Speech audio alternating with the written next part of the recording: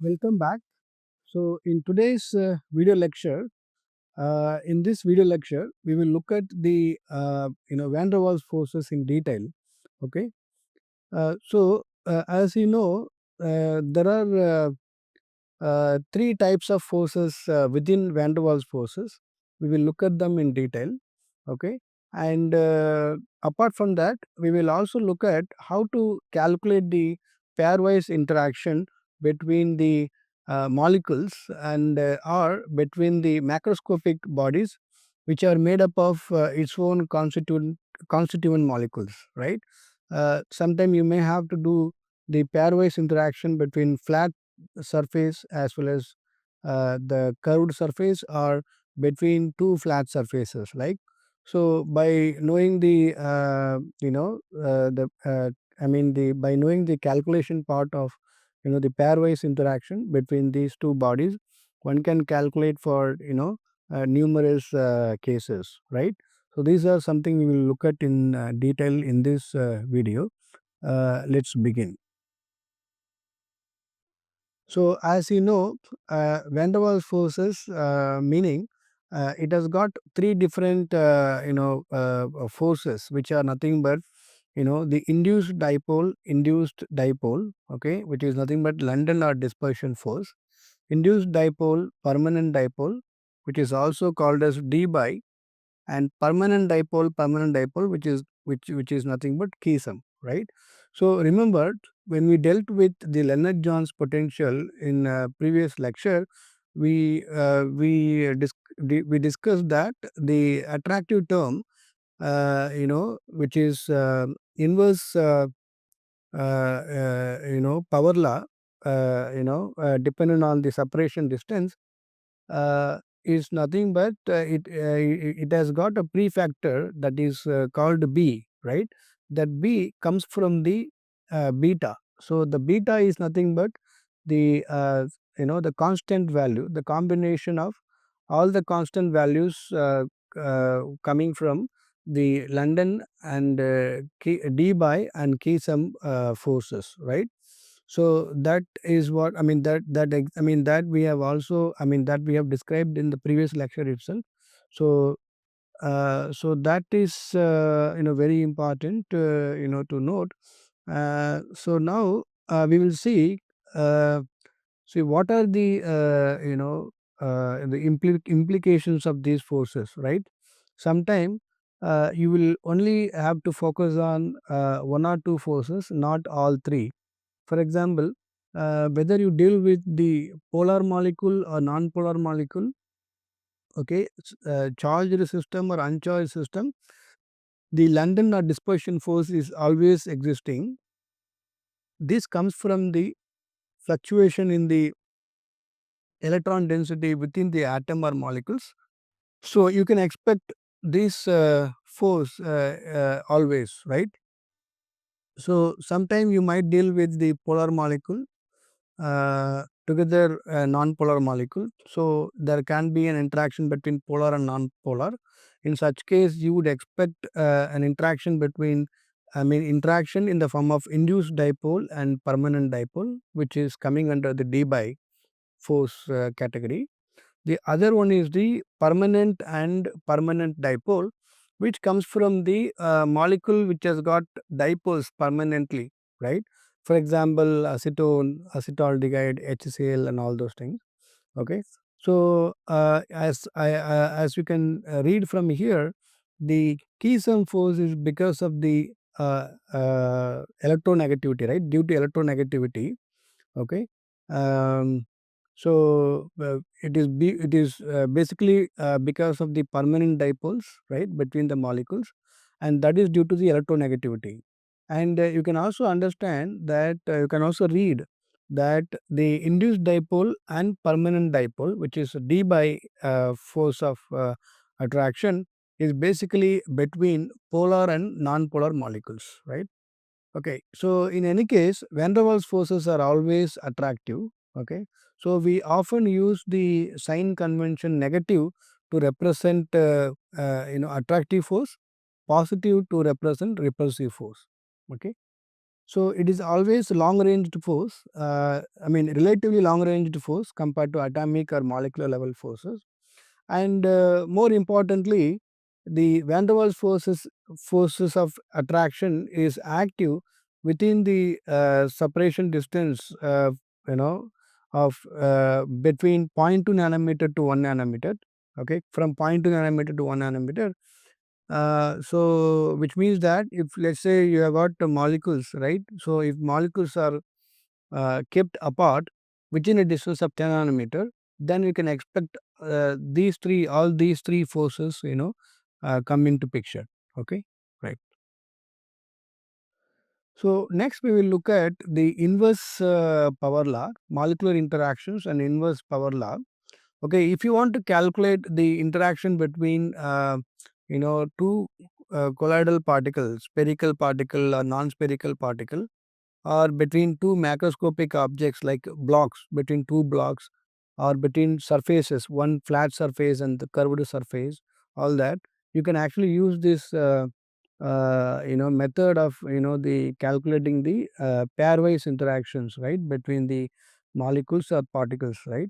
Okay, so as you know, there are three different types of forces under van der Waals forces. Okay, you can see that these three equations, right, Debye, Keesom and London, uh, all these equations are inverse power law dependence. So show all these three equations show inverse power law dependency, right, on separation distance, that is x.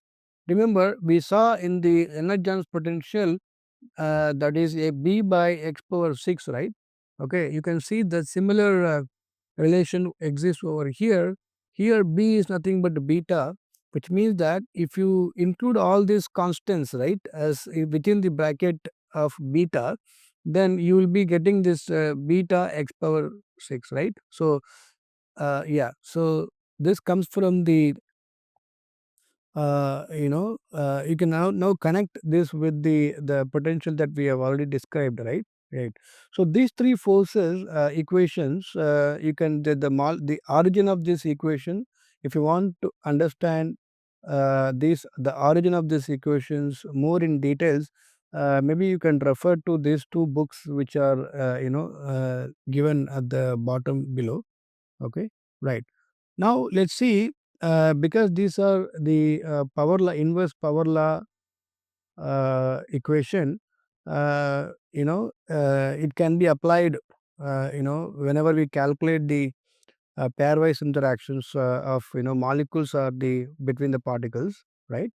Um, right. So first, let us understand the permanent dipole and induced dipole. So d by equation. So basically, the London. Let's start with the London. Basically, the London force, which is always existing, right? Which is always existing, no matter whether you deal with charged system or uncharged system. Okay, it is because of the fluctuation in the electron density, right. So that's how you get the London force always. So let's say you deal with an atom which is neutral atom or argon. Let's say, for an example, we can say argon, we deal with argon, and there is another neighboring atom which is also an argon. When there is an interaction between the two, how they will interact, right.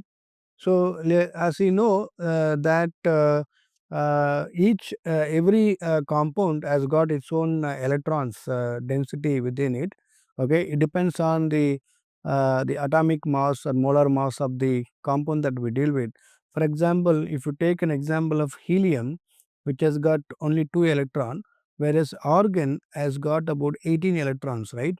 So the probability of argon atom, okay, breaking the symmetry of distribution is highly likely compared to the helium, because it has got only 2 electron, right. So you can expect more of these the London dispersion force in the case of argon will be more likely than the helium, right. So you can see that how this is actually this dipole among these molecules are induced, right. Okay, so you can see that there will be an atom. If you take an example of organ, there will be a nucleus, and then around it there will be electron density, right? Electron cloud, right? So if electron cloud shifts one side, right, because they will be randomly moving around, at some point of time the electron cloud will be more on one side and less on the other side. So you will have more electron cloud on one side and less on the other side. In such case, naturally this molecule at one end it will gain net negative charge, right? There will be it will gain net negative charge on one hand, and because of which it will gain net positive charge on the other end. Okay, and a similar way, if other neighboring atom also experience the similar change, shift in the electron cloud, then you can expect that they will interact via the, so there can be net negative and net positive, right? So sorry, I think so. I want more electron cloud this side, less electron cloud. Yeah, so let less electron cloud. So more electron cloud this side, less electron cloud. So you will have again net negative charge and net positive charge. So there will be electrostatic attraction between these two end, right, where you got net positive and net negative. Although it is because of the electrostatic attraction, eventually the the main reason for this attraction is because of the induced dipole. That is because of the changes in the electron or fluctuation in the electron density. Okay, you can give an example. Let's say argon, right? Methane, which is a non-polar molecule, they will undergo this kind of an interaction. London dispersion force is very common among these molecule or an atom, right? So we talk about the induced dipole. You can also look at now what is known as permanent dipole. So one can give an example. Let's say we can take an example of acetaldehyde, right? If you take an example of acetaldehyde, let's say you got acetaldehyde has got C double bond O within it. Okay, because the oxygen has got more electronegativity, it will hog more electron towards this, right, towards it. So naturally this will gain net positive negative charge, right, because oxygen atom is more electronegative and it can hog more electron towards it, right. And uh, and because of which if the center of mass is somewhere here, there will be net positive charge somewhere on the opposite end. Okay, so in this way, this molecule uh, will carry permanent dipole within it. Now, the neighboring atom will also carry similar dipoles. So, when positive and negative dipole interact with each other, there will be an attraction. Yes. So now, in this section, we will look at the how to calculate the pairwise interaction between two semi-infinite blocks. Okay. So what is given here is the WR, which is nothing but the interaction, right? Energy per molecule. This is basically energy per molecule. So idea is if you know the pairwise interaction, by summing up the interactions of all the molecules present between the black two semi-infinite blocks, then you will be able to obtain equation for this case, right? That is the exercise now we have got. So now what we will do is remember you have the, so the first approach will be, so you have two blocks, right? Okay. So first we will look at the one molecule from here, and then we will consider uh, uh, in a very region of space a small control volume, right? Small control volume, right? Which is a ring shaped control volume. Okay. And if you consider this very small tiny control volume, so in this region of space, in this ring shaped control volume, you will have several molecules, right? The projection view of that will give you, okay, so you will be able to perform the pairwise interaction between this molecule, which is one, to several molecules present within this ring shaped, right? Okay, so once we know that, then by in performing integration, right, from initial from lower limit to upper limit, right, you'll be able to complete the pairwise interaction of entire block. Okay, so that is the idea, and that is what's also shown in this schematic. Okay, so we will do that. So first of all, we know that when you want to do the sum total of all the molecular interaction, we know this is the function, this is energy per molecule, right? So when you multiply this with the rho Na by Ma, so this is basically uh, you know number of molecules per unit volume, okay, multiply by the dV, right?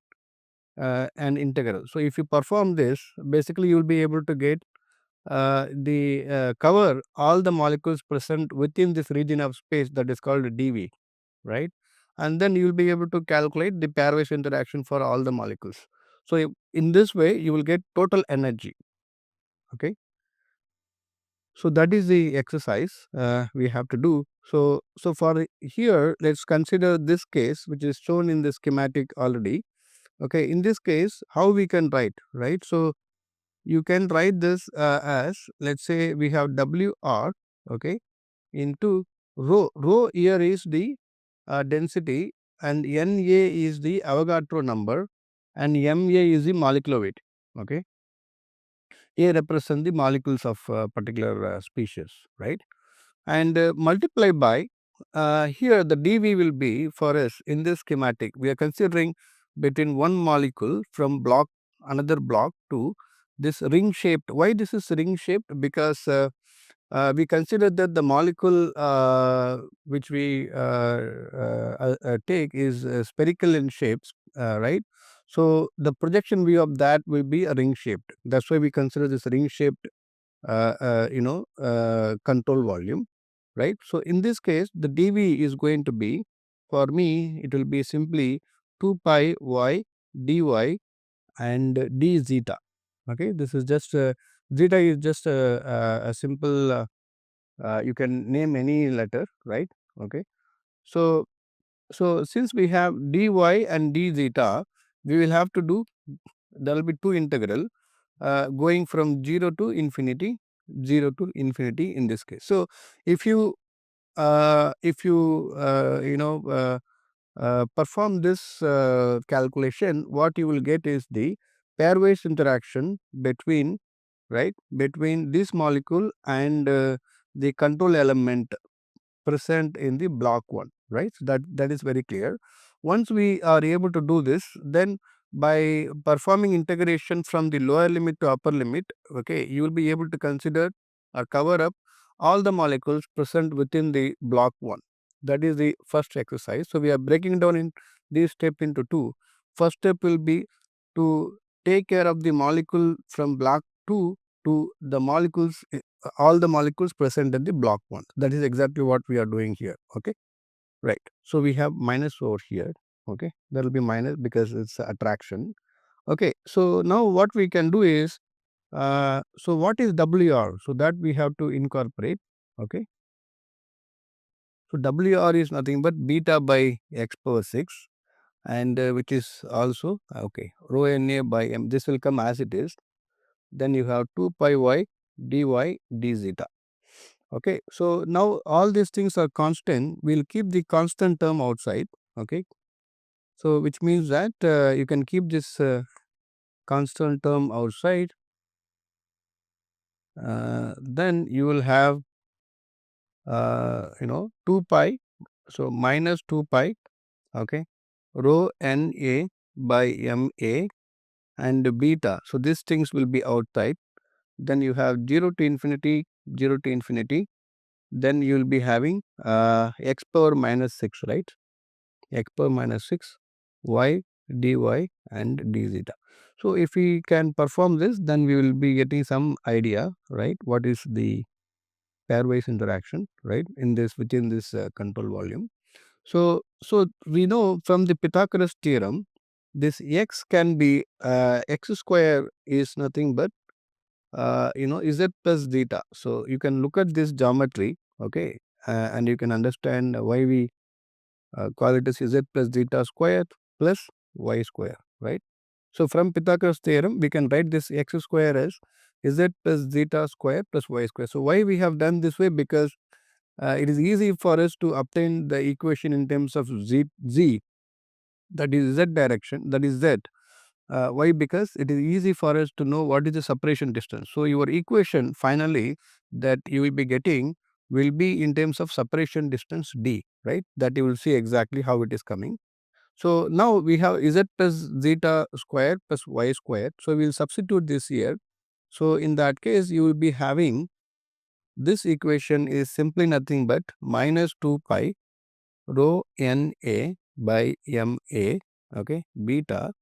So one integral we can perform now, which is here it will be z plus zeta square plus y square, and you will have minus 3 and y dy, right, okay, and then you have dz, okay, and this one is integral from 0 to infinity, okay.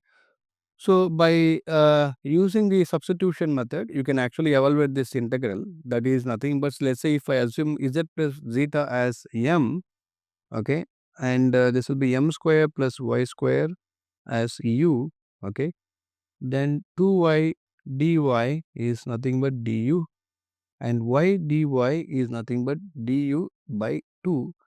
Now integral will be going from instead of 0 to infinity, it will be going from m square to infinity, right? Yes, m square to infinity, right? So this will be m square to infinity, correct? So if you perform this equation, I mean in this way, after substituting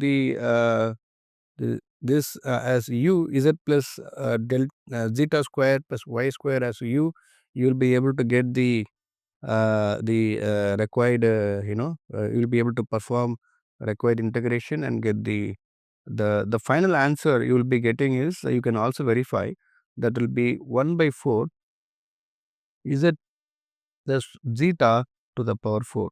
So this is exactly what you will get, okay, after substituting this after performing this integration using substitution method, okay. So what will be left out is there is another integration we have, that is d zeta, right?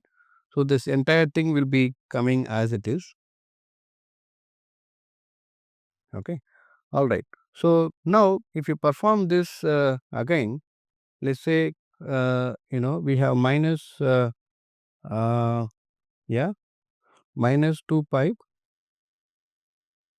rho n a by m a beta, okay, and yeah, divided by 4, there's 4 here, right? Yeah, and 1 by, right, z plus zeta to the power 4 d zeta. So if you have to evaluate this integral again, so again you can substitute this z plus zeta as u, right? Then d zeta will be simply du. The limit will be going from, instead of 0 to infinity, it will be going from z to infinity. So that is exactly you have to substitute here. So if you substitute again, you will get the equation. The final equation will be minus 2 pi rho n a by m a. It will be beta. There will be, yeah, so beta by 12, right, and z cube. So this is exactly what we have. So you can cancel this. So you will have minus rho n a by m a, okay, into beta pi divided by 6 z cube. So this is exactly what the the integration. After performing the integration, you will have. Now it is not done.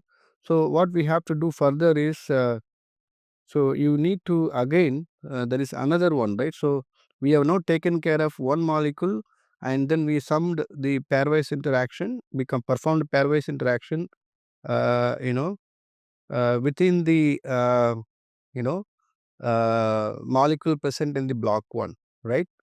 Now we need to do the same exercise for the block 2, right? So now how do we do? Remember, imagine we are going to cut this small slice, right, from this, okay, and in that small slice you have molecules present, right? Okay. The advantage here is, the molecules, all these molecules are at the same distance, which is same separation distance d. In that case, what you can do, since we have already calculated for one molecule in this case with all the molecules present in block 1, if by multiplying the number of molecules present within this slice, the small slice of block 2, you will be able to calculate the pairwise interaction of all the molecules between block 1 to the small slice, the thin slice of this block 2. In that way, you will be able to get the pairwise interaction up to this point, right? Right. So that is exactly we will do.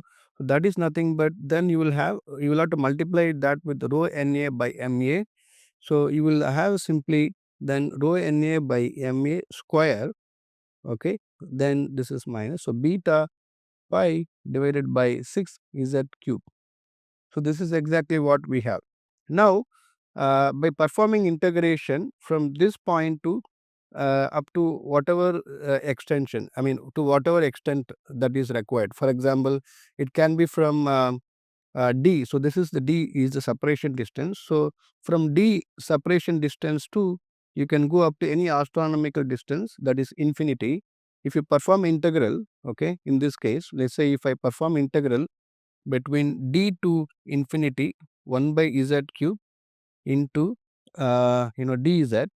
In this way, I will be able to obtain the pairwise interaction of all the molecules present in the block 2 as well as block 1. So that is what exactly we wanted to do, and that is exactly what we are going to do. Okay. So in this way, what you will be obtaining is rho Na by Ma whole square, okay, beta pi by 6, right? This will be simply what you will get is 1 by d square. So by performing this, we will be getting as 1 by z square. So it will be 2z square, right? So you will have, this will be 12. So finally you will get 12. Okay. So now if I assume that there is something called Hamaker constant. Okay. So if I assume Hamaker constant as capital A, okay, and so all these things I can put into this bracket. So I can call this Hamaker constant as rho Na, okay, pi divided by Ma whole square. So since I have taken one additional pi and put it inside the bracket, so I just have to also add one more pi in the denominator, right? So this is nothing but Hamaker constant. Okay. So in this way, I can rewrite this equation, the whole equation as, so then whole equation as this, let's say pi, if I say that is the total energy, that is nothing but minus A, okay, by 12 d square. Okay. So A is nothing but Hamaker constant.